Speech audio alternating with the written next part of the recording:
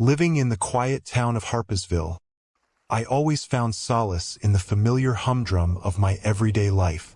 At 16, my world revolved around school, friends, and an unending passion for Fortnite.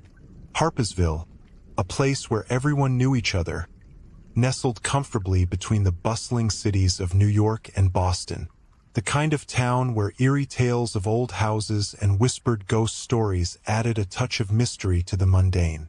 Fortnite was my escape, a vibrant world where I could be whoever I wanted. The game's immersive landscapes and intense battles were a thrilling contrast to the predictability of my small-town life. I spent countless hours perfecting my strategies, always striving to be the last one standing.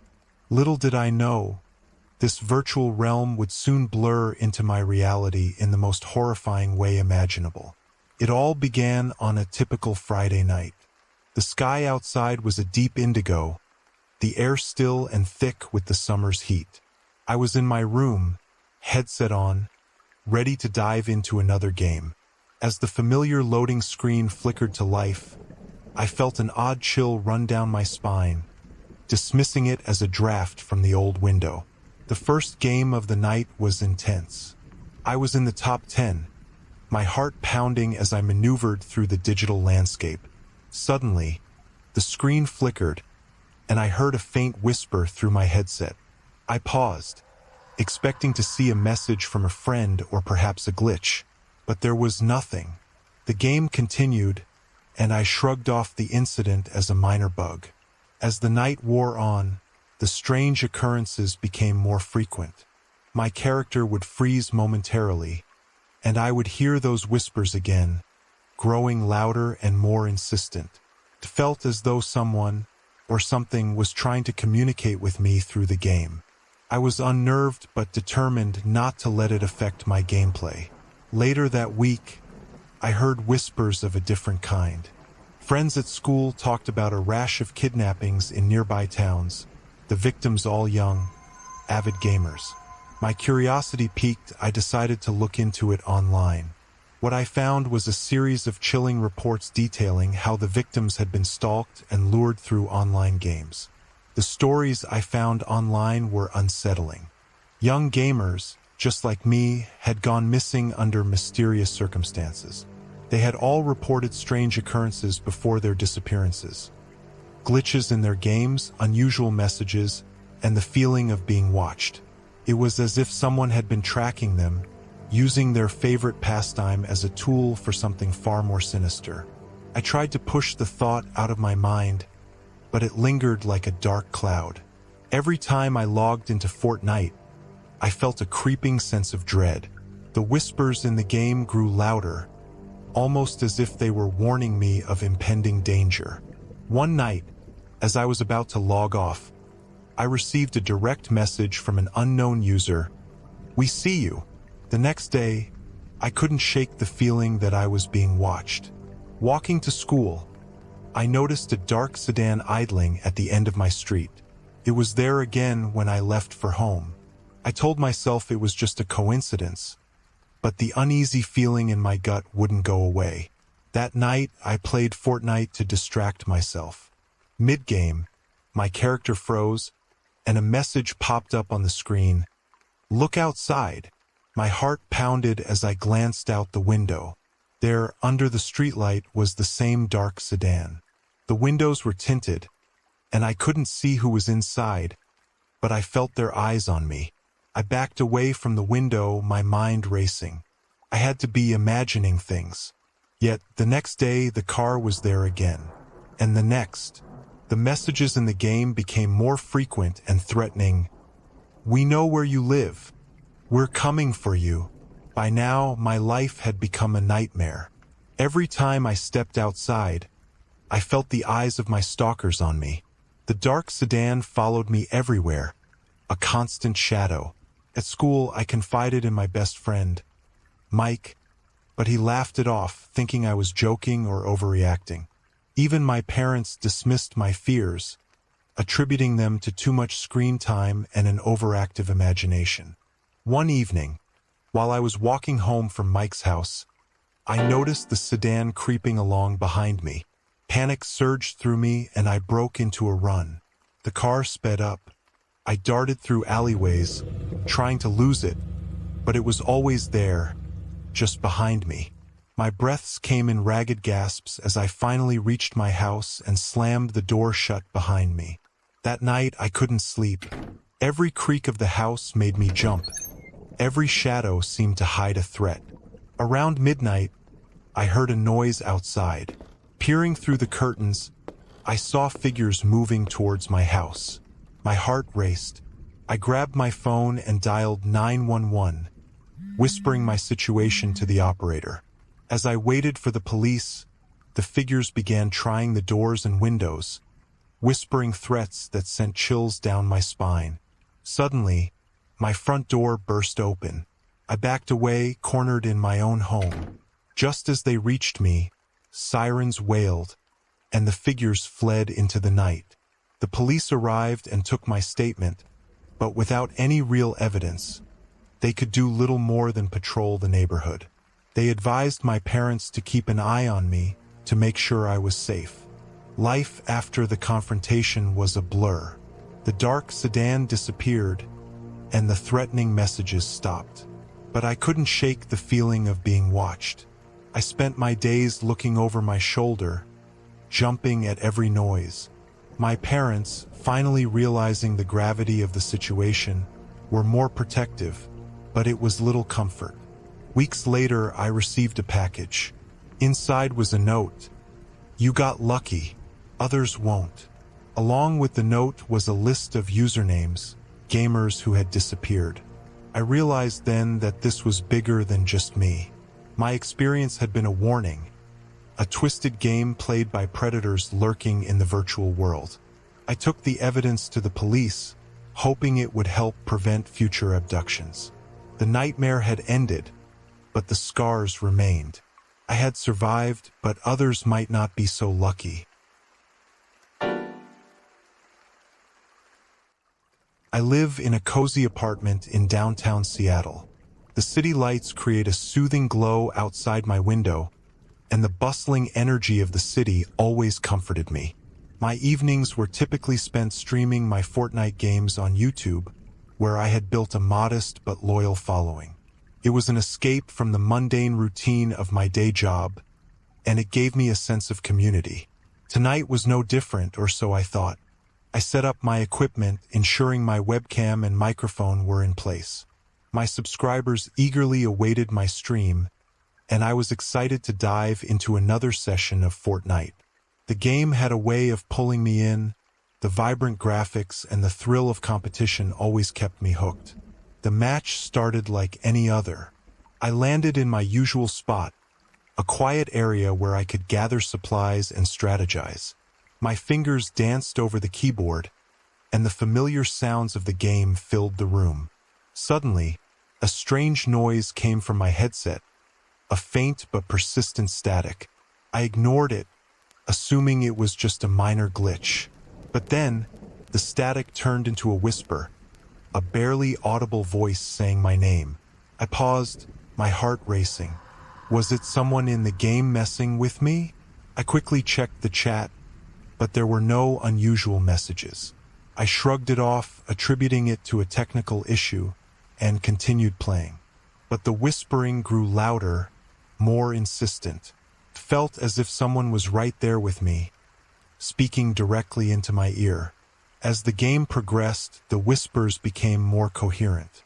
They were warnings, telling me to stop playing, to leave the apartment.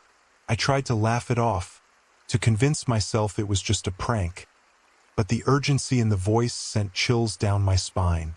I glanced around my apartment, feeling an overwhelming sense of being watched.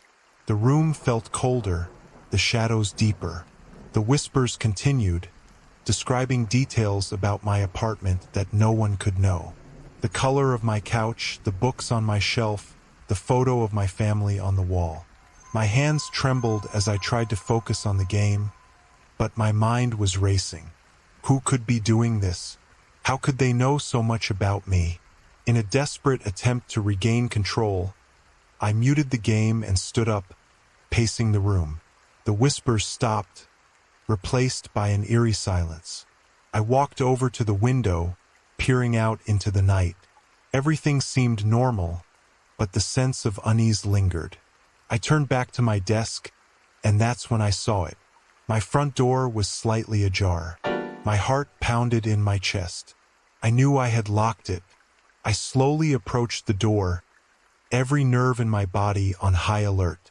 As I reached out to close it, a hand shot out from the darkness, grabbing my wrist.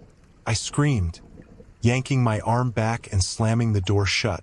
I locked it, my hands shaking uncontrollably. I backed away from the door, my mind racing. I needed to call the police, but my phone was on the desk, on the other side of the room. I mustered up the courage to move, each step feeling like an eternity. As I reached for my phone, a new notification popped up on my screen. It was a message from an anonymous user. Check the bookshelf. I hesitated, fear gripping me, but curiosity got the better of me. I walked over to the bookshelf, scanning the titles. Then I saw it, a book that didn't belong. It was an old, dusty volume with no title. I pulled it out, and a piece of paper fell to the floor. I unfolded it, my eyes widening in horror as I read the message. You were warned. I stumbled back, my mind reeling. How could this be happening? I frantically dialed 911, my voice shaking as I explained the situation. The operator assured me that help was on the way, but every second felt like an hour. I couldn't shake the feeling that I was being watched, that whoever had sent the message was still there, lurking in the shadows. Minutes later, there was a knock on the door. I hesitated, but then I heard the reassuring voice of a police officer. I opened the door, relief flooding through me. They searched the apartment, but found no signs of an intruder. The officer took my statement, and I showed him the message. He looked at me with a mix of sympathy and skepticism, promising to keep an eye on the situation. The days that followed were a blur of anxiety and paranoia. I couldn't shake the feeling that I was being watched, that whoever had broken into my apartment was still out there. I stopped streaming, too terrified to continue. But the whispers never returned, and life slowly began to return to normal. It wasn't until weeks later that I discovered the truth. I was browsing through old news articles when I stumbled upon a story about a series of break-ins in my neighborhood. The suspect had been caught, and his method of operation was chillingly familiar. He would hack into his victims' online accounts, learn their routines, and then break into their homes. As I read the article, a cold realization washed over me. The whispers, the message, the break-in, it had all been part of his twisted game. I had been a target, but somehow I had escaped. The police had apprehended him before he could do any more harm. The experience left me shaken, but it also made me stronger. I moved to a new apartment, invested in better security, and eventually resumed my streaming. My followers were supportive, and sharing my story helped me heal. I never forgot the terror of that night, but I refused to let it control me. Life moved on, but I always remained vigilant, aware that the world could be a dark and dangerous place. I had faced my fears and survived, and that knowledge gave me the strength to keep going, no matter what challenges lay ahead.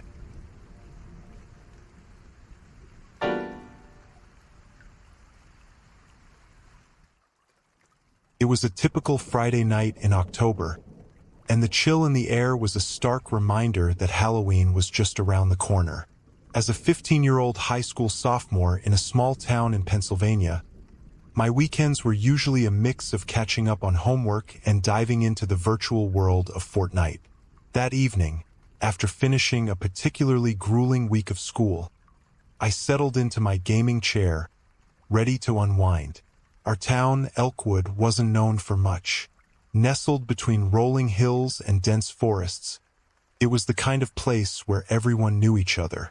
The only claim to fame we had was the old Blackwood Asylum, an abandoned mental institution on the outskirts of town. It had been shut down in the late 60s after a series of unexplained deaths and disappearances. Though many of my friends had ventured there on dares, I had always kept my distance.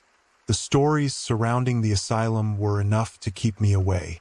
As I booted up Fortnite, I couldn't shake the feeling that something was off.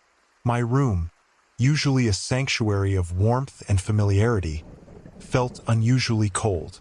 The wind howled outside, rattling the window panes and casting eerie shadows across my walls. I brushed it off as just the changing weather and focused on my game. I logged in and joined a squad with some friends. The first few matches were standard. We landed, looted, built, and fought our way through the chaotic landscape.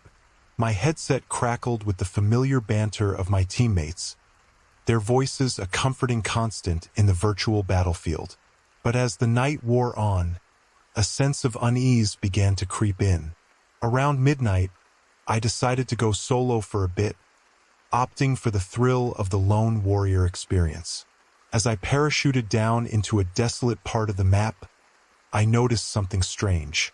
My game started glitching, and the vibrant colors of Fortnite began to bleed into darker, more sinister tones.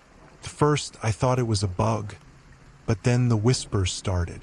The whispers were faint at first, barely audible over the game's soundtrack. But as I moved through the virtual landscape, they grew louder and more distinct. They weren't the usual game noises or voice chats from other players. These whispers were guttural, filled with an ominous tone that sent chills down my spine. I tried to ignore them, focusing on the game, but it was impossible.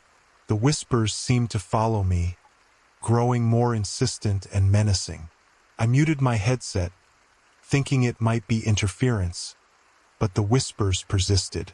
It felt like someone or something was watching me, lurking in the shadows of the game. I was exploring an area of the map that I had never seen before, a dark, foreboding forest that seemed out of place in Fortnite's usual bright and playful environment.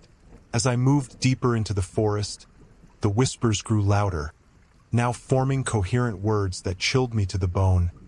Help us, find us, free us. Suddenly, my screen flickered and my character froze. The game seemed to crash, but instead of returning to the lobby, a new screen appeared. It was a grainy, black and white image of a room that looked eerily familiar. It took me a moment to realize it was a room in Blackwood Asylum. The whispers turned into screams, and the screen showed images of ghostly figures trapped behind bars, reaching out as if trying to escape. I tore off my headset and sat back, my heart pounding. The game had never done anything like this before. I tried to tell myself it was just a glitch, a coincidence, but the fear gnawing at my gut told me otherwise. I decided to investigate further. I knew the stories about Blackwood Asylum and the supposed hauntings, but I had always dismissed them as urban legends. The next day, I went to the town library and combed through old newspapers and records about the asylum. The more I read, the more unsettled I became. The stories of patients disappearing, unexplained deaths, and ghost sightings were eerily similar to the images I had seen in the game. It was as if the spirits of Blackwood were trying to communicate with me through Fortnite. Determined to get to the bottom of this, I convinced a couple of friends to go with me to the asylum. Armed with flashlights and a sense of trepidation, we ventured into the decrepit building. The air inside was thick with dust and the smell of decay. As we explored, I couldn't shake the feeling that we were being watched. We found the room from the game, a small, padded cell with scratch marks on the walls. I felt a chill run down my spine as I recognized it from the grainy image. Suddenly, my phone buzzed with a notification. It was from Fortnite. A new message: find the truth. Free us. We continued exploring, finding more rooms and evidence of the asylum's dark past. In one room, we discovered old patient records and journals. They detailed the horrific treatments and experiments conducted on the patients. It was clear that many of them had died under mysterious circumstances, their spirits trapped in the asylum. As we were about to leave, I noticed something glinting under a loose floorboard. It was a small, rusted key. I didn't know what it unlocked, but I had a feeling it was important. We decided to take it with us and headed back home. That night, I logged back into Fortnite, hoping to find more clues. The game immediately transported me back to the dark forest. This time, the whispers were louder, more desperate. They guided me to a hidden cave, deep within the forest. Inside the cave, I found a locked chest. My heart raced as I used the rusted key to open it. Inside the chest was a diary, belonging to one of the asylum's patients. The final entries were chilling, detailing the horrific experiments and the patient's desperate plea for freedom. As I read, the whispers grew louder, now forming a single, clear message: "Free us." The game screen flickered again, and I was back in the asylum.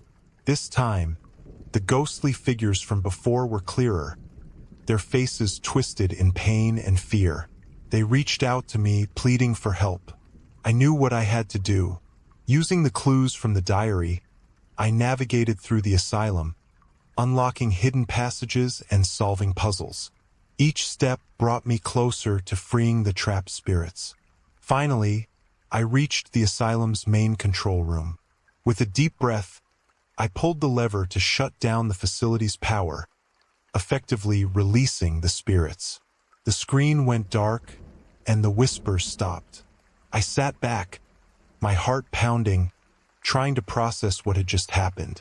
The game returned to the main menu, but I knew it wasn't over. I had uncovered the dark truth of Blackwood Asylum and freed the spirits trapped within. The next day, news broke that the old asylum was being demolished. As the wrecking crew began their work, they discovered a hidden chamber filled with old patient records and evidence of the horrific experiments. The town was abuzz with the revelation, and the asylum's dark past was finally brought to light. Life slowly returned to normal, but I couldn't shake the feeling that I had been part of something much larger. The experience had changed me, making me more aware of the unseen forces that lurk just beyond our perception. I continued playing Fortnite, but every time I heard a whisper or saw a flicker on the screen, I was reminded of the spirits I had freed and the dark history of Blackwood Asylum. To this day, I can't explain what happened that night. Was it a glitch, a coincidence, or something more?